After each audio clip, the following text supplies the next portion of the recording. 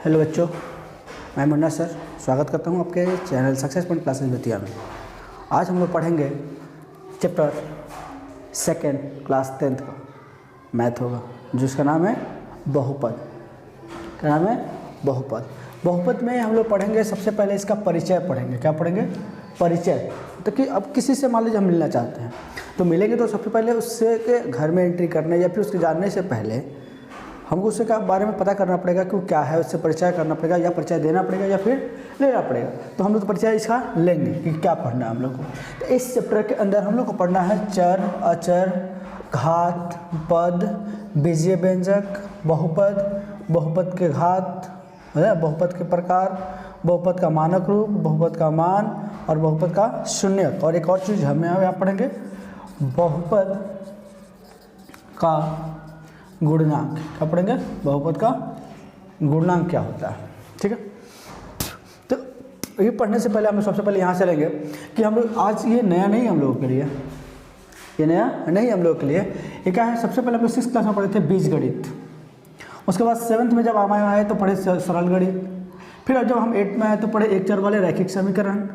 फिर जब हम 9th में आए तो पढ़े बहुपद। और वही चीज़ हम लोग फिर 10th में रिपीट कर रहे हैं, बहुपद।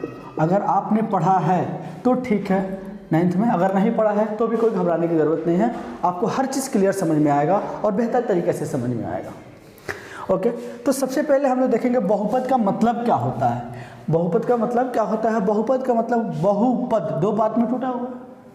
तो बहुपद का मतलब फर्स्ट बहु और दूसरा पद। तो यहाँ पे बहुपद दो चीज़ों पर टिका। बहुपद की बात करें, पूरे अलजेब्रिक जो है ना, अलजेब्रिक पूरे दो पार्ट में दो चीज़ों पे डिपेंडेड है। क्या? एक जो है चर और दूसरा अचर। चर क्या होता है? ए से लेकर जेड तक जो भी अल्फ़ाबेटिकल नंबर होते हैं सबको हम लोग बोलते हैं चर। और ए से लेकर मतलब 1 से लेकर के इन्फिनिटी तक जितने भी नंबर होते हैं इसको पढ़ते हैं हम लोग अचर। क्या पढ़ते हैं? अचर। अगर हम इस चर को, जैसे कि अगर हम एक चर और एक अचर मिला लें तो क्या बन जाएगा? देखिए, पद बनेगा एक ठो। क्या बनेगा? एक ठो पद। अगर हम बात करें सिंपल सी, अगर इस चर को मान लें हम लोग लड़की मान लेते हैं। क्या मान लेते हैं? लड़की। और इस चर को मान लेते हैं, इस अचर को मान लेते हैं लड़का। कोई दिक्कत नहीं। तो चर की जगह पे हमने लिख दिया एक लड़की का नाम लिख दिया और अचर की जगह पे हमने क्या किया? एक लड़का का नाम लिख दिया।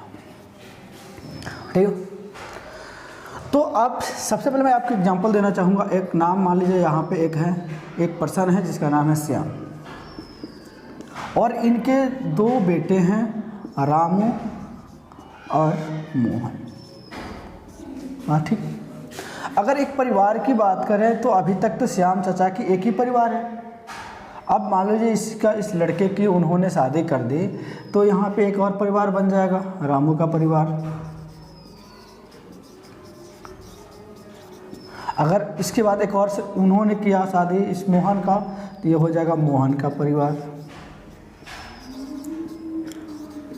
देखिएगा, अब बात तो ये है कि पहले तो एक श्याम चाचा श्याम चाचा जो है इनकी एक परिवार थी। अब इन्होंने जब अपने लड़के की शादी की तो यहाँ पे एक और परिवार बढ़ा, फिर एक और परिवार बढ़ा। बस बहुपद का मतलब वही होता है, परिवार। बहुपद मतलब कि संख्याओं का ग्रुप। उसी तरह परिवार का एक ग्रुप होता है। और एक आदमी खड़ा हो जाए, एक आदमी के रहने से कोई परिवार बनता है क्या? नहीं बनता है। ठीक है, तो इसमें से हमने क्या किया, इसमें से एक लड़की का नाम ले लिया हमने x और इसमें से एक लड़का का नाम ले लिया मैंने 2। अब हमने करा दी इसकी शादी, तो अगर ये दोनों मिल जाएंगे तो बन जाएगा 2x।